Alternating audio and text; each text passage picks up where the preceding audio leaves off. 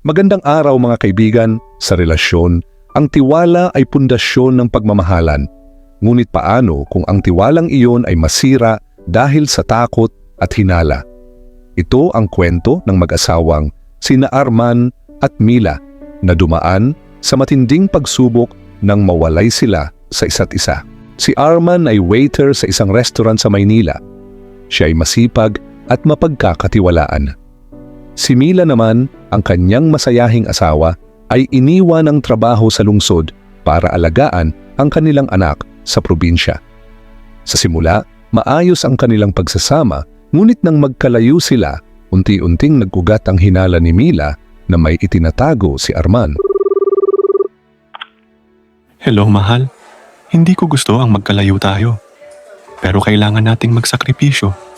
Ako ang magtatrabaho rito sa Maynila at ikaw naman ang mag-aalaga sa ating anak. Pero Arman, paano kung magkalayo tayo? Baka magbago ka. Hinding-hindi mangyayari yan. Mahal kita. Gagawin ko ito para sa atin. Sa simula, araw-araw na tumatawag si Arman. Ngunit habang tumatagal, dumalang ang kanilang pag-uusap dahil sa dami ng trabaho ni Arman. Doon nagsimulang magduda si Mila. Bakit hindi ka sumasagot? Kanina pa kita tinatawagan. Anong ginagawa mo? Mahal, nasa trabaho ako.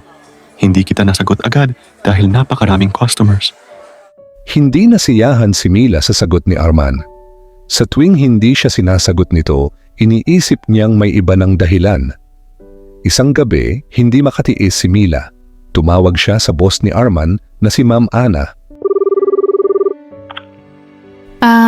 Hello po Ma'am Ana, nasaan po si Arman? Hindi niya ako sinasagot.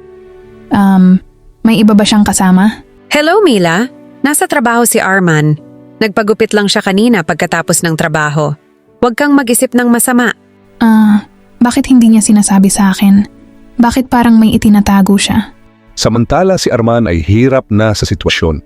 Pakiramdam niya ay nasasakal na siya sa selos at hinala ni Mila. Hindi na niya napigilan ang bigat ng kanyang damdamin at napabuntong hininga. Kaya't nagdesisyon siyang kausapin ang kanyang boss na si Ma'am Ana. Ma'am Ana, pasensya na po kung abala ko. Pero kailangan ko po ng makakausap. Oh, Arman, ano ang problema? Napansin ko na parang mabigat ang iniisip mo nitong mga araw na to. Ma'am, nahihirapan na po ako. Mahal ko ang asawa ko, pero parang nasasakal na ako sa selos at hinala niya. Kahit konting bagay lang, iniisip niya na may iba akong ginagawa. Ano ang sinasabi niya? Kanina lang po, nagpagupit ako pagkatapos ng trabaho. Pag-uwi ko, kung ano-ano na ang iniisip niya. Iniisip niya na may iba akong pinupuntahan o ibang taong kinikita. Hindi na niya ako tinatanong ng maayos. Galit agad. Arman, naiintindihan ko ang nararamdaman mo, pero baka kailangan ninyong mag-usap ng masinsinan. Ang selos ay madalas galing sa takot at kawalang kasiguraduhan. Baka kailangan niyang maramdaman na pinapahalagahan mo pa rin siya kahit malayo kayo. Ginagawa ko naman po, ma'am. Pero parang kahit anong gawin ko, laging kulang. Arman, ang mahalaga ay huwag mong bibitawan ang komunikasyon. Subukan mong unawain ang pinanggagalingan ng asawa mo. Kayo lang ang makakaayos nito, basta magtulungan kayo. Sa gabing iyon napaisip si Arman sa mga sinabi ni Ma'am Ana. Alam niyang mahal na mahal niya si Mila, pero alam din niyang kailangan nilang parehong kumilos upang maisalba ang kanilang relasyon. Sa gabing iyon tumawag si Arman kay Mila. Ramdam sa kanyang boses ang bigat ng kanyang damdamin. Hello. Mila, mahal, kailangan nating mag-usap. Alam kong natatakot ka, pero hindi ko na kaya ang ganito. Mahal kita, pero nasasaktan ako sa mga duda mo. Hello Arman, paano ko ba hihinto? Natatakot ako. Natatakot akong mawala ka sa akin. Mahal, wala kang dahilan para matakot. Ang pagmamahal ko sa iyo ay hinding-hindi magbabago. Pero kailangan mo rin akong pagkatiwalaan. Hindi natin kakayanin ang ganito kung puro hinala ang nangingibabaw. Arman, patawarin mo ako. Hindi ko gustong masakal ka sa mga hinala ko, pero natatakot talaga ako. Naiintindihan ko, mahal. Mahirap ang ganitong sitwasyon, pero hindi natin kailangang sirain ang tiwala sa isa't isa. Sa halip, dapat natin itong palakasin. Sa simpleng pag-uusap na yon, unti-unting nabuksan ang puso ni Mila. Napagtanto niyang ang pagmamahalan nila ni Arman ay kailangang punuan ng tiwala at pangunawa upang magtagal kahit magkalayo sila. Napagtanto rin ni Mila na ang kanyang takot at hinala ang nagpapahirap sa kanilang relasyon. Buong puso siyang humingi ng tawad kay Arman. Hello mahal, patawad. Hindi ko dapat hinayaan ang takot at duda na sirain ang tiwala natin sa isa't isa. Pangako, magbabago ako. Hello. Salamat, mahal.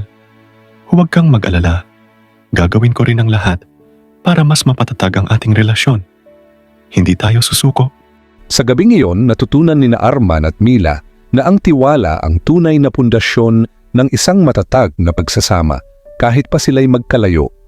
Ang pagmamahal nila sa isa't isa ang naging kanilang lakas upang harapin ang bawat pagsubok ng magkasama kahit na sa distansya.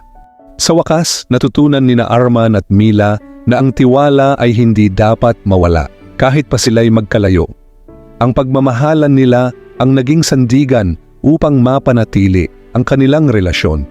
Mga kaibigan, sa pagtatapos ng ating kwento, nais kong ibahagi ang ilang mahahalagang aral. Una, ang tamang hinala ay nakakasakal sa pagmamahalan. Pangalawa, huwag hayaang sirain ng takot ang tiwalang binuo sa relasyon. At ang pangatlo, sa bawat pagsubok, mag-usap at magtiwala sa isa't isa. Tulad ng isang halaman, ang relasyon ay nangangailangan ng tiwala, pangunawa at pangangalaga upang patuloy na lumago. Huwag hayaang masira ito ng takot o hinala. Ngayon, nais kong mag-iwan ng ilang katanungan. Kung kayo ang nasa sitwasyon ni Arman, paano ninyo haharapin ang bigat ng hinala ng inyong asawa? Kung kayo naman si Mila, paano ninyo susubukang kontrolin ang takot at selos na dulot ng distansya? Sa mga mag-asawang dumadaan sa ganitong pagsubok, paano ninyo napapanatili ang tiwala sa isa't isa? Tandaan, bawat relasyon ay may hamon, ngunit ang pagmamahalan at tiwala ang magiging susi upang malampasan ang lahat. Hanggang sa muli, mga kaibigan, at salamat sa inyong panunood at pakikinig.